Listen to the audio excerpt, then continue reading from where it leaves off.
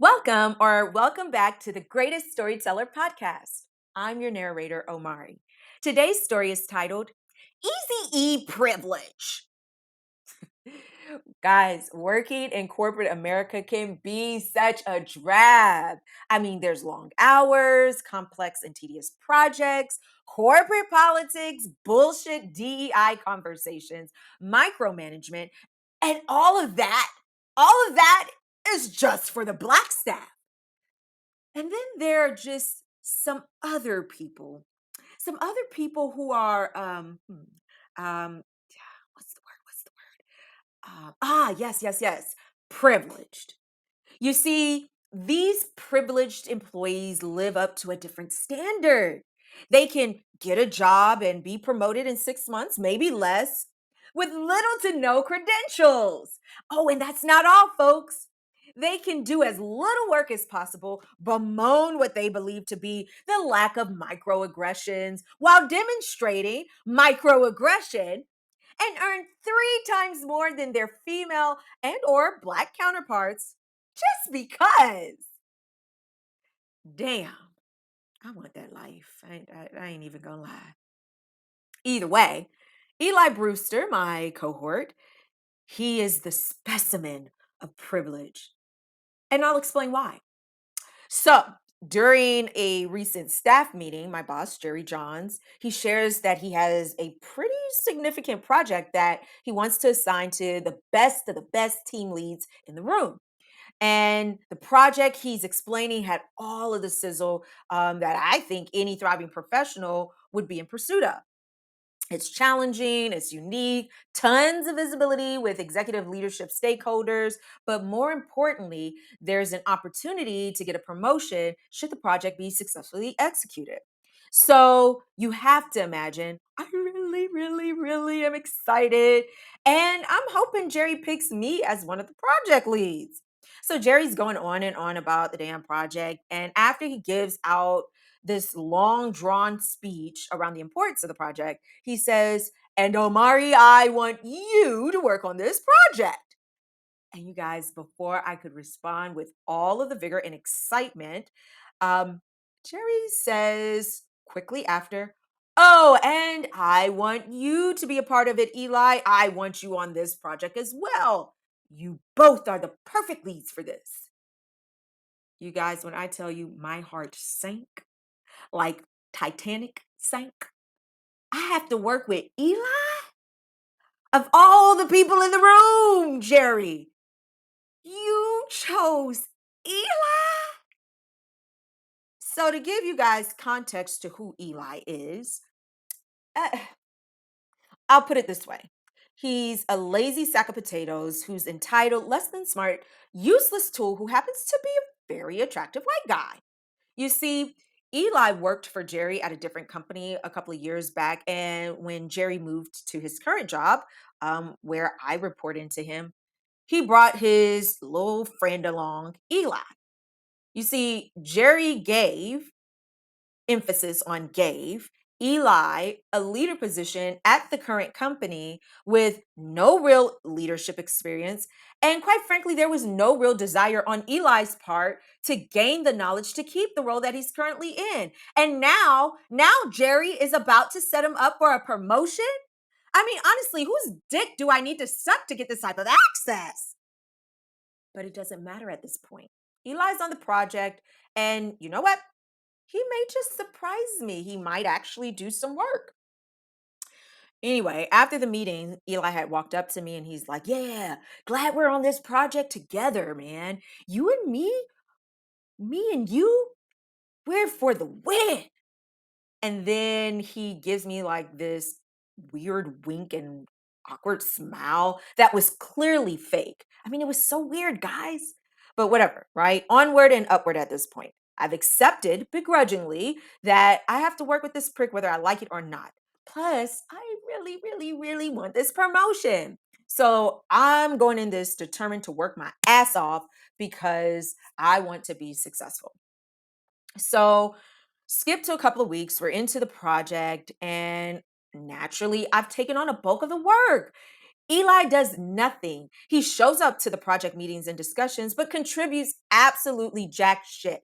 Like it's a dog and pony show for this man. He flashes his smile to the team, acts like a delegator, claps his hand like a seal at the end of every meeting, I guess to show support to the real worker bees. Well, I've had enough. Like, I'm frustrated. The man is doing nothing, and somebody needs to call him out on his behavior. And of course, I raised my hand to do it because, rightfully so, as the second lead or the co lead, I should tell him how I'm feeling about the project and where we're at, but do it in a professional way, right? I don't want to come across as the angry black woman. So I talked to Eli one day, pulled him to the side, and I said, "Hey, man, listen, I think you're a really great guy, and appreciate that Jerry thinks that we would be a great fit as co-leads on this project, but we really need to, look at." Divvying up the responsibilities so that there's a little bit more balance in the workload. I really do think that's going to be helpful for us, Eli. Eli comes back and responds with condescension and says to me, "Yeah, I don't know. Sounds like you may not be able to take on added responsibility," which I mean I can understand, but I mean it's a lot. And I mean, if you want this promotion, Omari, you have to roll up your sleeves and get the work done. I listen, maybe we can reevaluate a few weeks from now and go from there. Sounds like a plan, Omari? What the fuck? Not only did this man try to insinuate that I can't handle the workload, but now he's trying to delegate, like almost like this reverse psychology. Oh my gosh. No, absolutely not. Reevaluating a few weeks from now makes no sense. The project is due in 3 weeks. Like, what the fuck are we looking at? It's not enough time. But I just really did not want to go back and forth with this man. So I told him, don't worry about it. I'll make do. And it was almost like, that's it, sport. Like he gave me that look. It was so weird. And he gave me that smile and wink again and then walked away like all is good and no worries. And as he's walking away in my mind, I was cussing I really was cussing his ass out in my head. But I knew I had to keep my calm, right? I put in the extra hours. I worked with the other team members to keep the ship afloat because I was not about to let this dickhead ruin everything that I've worked so hard for at this point. But I got to tell you guys, I am tired between the long hours, multiple projects, and balancing my personal life, whatever that is. It was becoming taxing for me. It was just a lot. But the end was near, and it finally came for us to present the completed project to Jerry before we had the bigger presentation for the executive team. So at this point, I'm set to lead the presentation. But of course, Eli, who contributed little to nothing this entire time, bomb rushed his way as a presenter and basically took over the whole presentation. I am peeved. Like, I'm really upset. And during the presentation, this man kept saying, and I did this, and I researched that, and I. It was always I. Y'all, I could not take it anymore. I legit exploded in that moment. I said, "You didn't do shit. And I curse you, mister. Until you do right by me, everything you think of will crumble." And then it was like this dead pause. Like I could feel the room looking at me and me looking at them, knowing that what I just did, it was wrong, guys. I mean, I almost heard somebody in the back of the room say, "Don't do it, Miss Omari. It ain't worth it. Don't be like me." But I was upset. Eli, when I looked at him, he had this bemused look on his face. But I'm like, "You did this. It was you. You did this to me." And then he says to me, "You need to take a break."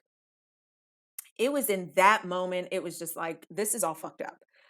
And again, my emotions got the best of me. And for that, I'm about to miss out on the biggest promotion of my career. Y'all, when it was all said and done, Eli was given, again, given, emphasis on given, a promotion where he's now a director for doing absolutely nothing. You know what? I hope that motherfucker gets gout in his left foot and black diabetes rings around the back of his neck, bitch. There, I said it. Yeah, I did. And I know it's wrong to say, but damn, it's just not fair. It was me who did the research. It was me who performed the analysis. It was me who deserved that promotion. But it didn't matter at that point. So, what's the moral of the story, I guess? To get far in life, be a white man. Yeah. That's it.